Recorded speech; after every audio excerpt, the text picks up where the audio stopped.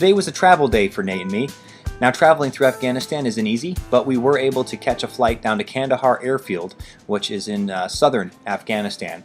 And again, we imagine that being here in southern Afghanistan is going to be quite a bit different than Regional Command Capital. Down here is where the troop buildup's happening. Down here is where the major offensive against the Taliban is going on. So we do imagine a kind of a different story here than what you saw in RC Capital.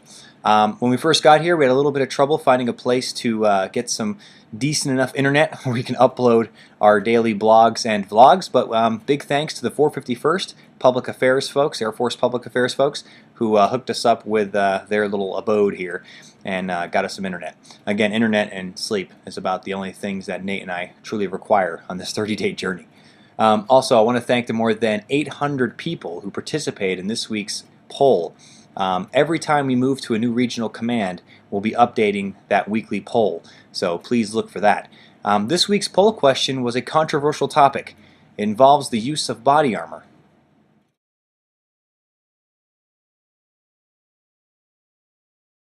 Sir, every week on our site we have a weekly poll where we ask people just general questions about COIN and counterinsurgency, and then we find a subject matter expert like you to discuss the right answer.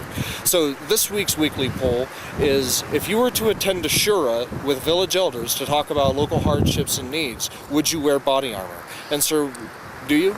It depends on the environment. And how the meeting's been set on up. But generally, what we coach here, because we role play a village shura, and when we show our folks coming in body armor as they walk on into the village and as they come into the shura, but then we show them taking the body armor off and sitting down with the village elders without their body armor. Okay, and that's a sign of respect, because if, according to their customs, we're entering their house, their village, they're obligated to protect us. But it depends upon the situation. It really does. It depends upon why you're having that shura. It depends on what you're trying to do, how well you know them, how well they trust you. But generally speaking, if you're going to engage with them, you have to trust them, and you have to demonstrate that trust, and removing body armor is a key way to do that, absolutely. Now, unfortunately, I don't have time to show you all the video I shoot and through all the experiences that we have. There's just not enough time in the day to cut it up and get it up on the web. But right now, with this being a travel day, I want to take this opportunity to kind of reflect on what we saw in RC Capital. And what I'm going to do is show you some of the people I didn't have a chance to showcase in the previous vlogs, as well as some interesting outtakes. Alright, we just arrived at Camp Julian, and we took MoveCon, which is movement control.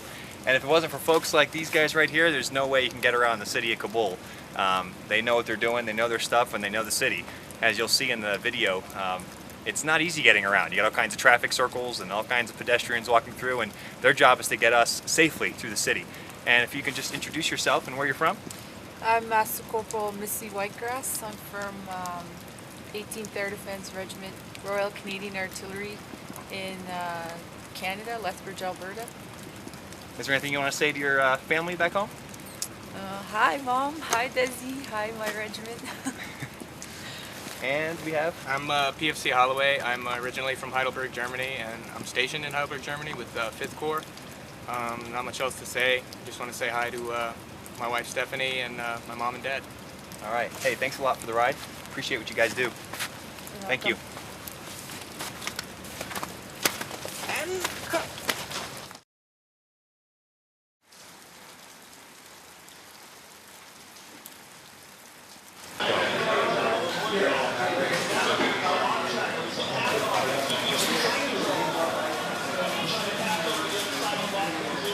Hey, I have a question for you. Do you really think you can eat all of that? I don't think I will. I know I will, because it's really, really good. I guess we'll have to see.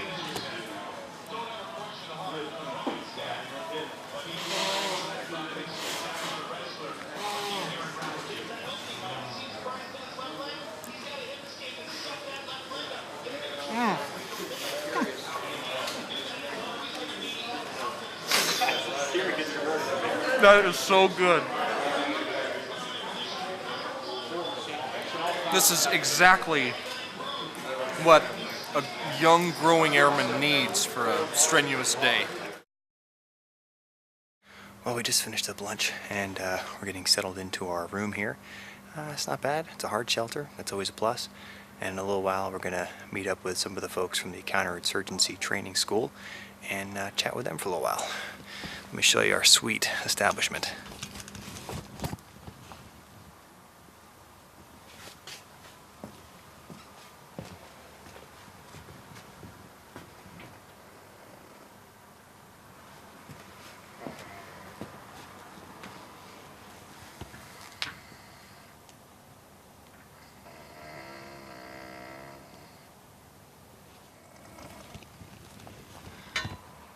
I guess Nate's been working hard already.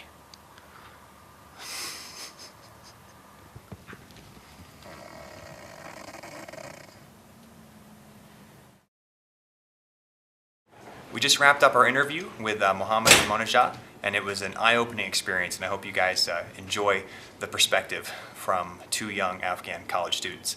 And right now, they are setting up the table for some lunch. As you can see, this is some wonderful Afghan food. If you ever find some Afghan food, grab it up because it tastes great. That's what I'm about to do right now. Nate, tell me a little bit about that meal. This meal is the same as all meals in Afghanistan. It is absolutely delicious. It makes your body feel good because it feels healthy and fresh and just good. I've never turned down a chance to eat Afghan food. But I don't see anything baked in grease or fried. Are you still okay with that? At first, it was like, where's the lard and the deep fried rice and the deep fried cookies and all that? But you know, after a few meals, you get used to healthy food. It's amazing, and it's delicious. Okay. Now that's it for... Dude, come on. Seriously, I'm killing hard drive space.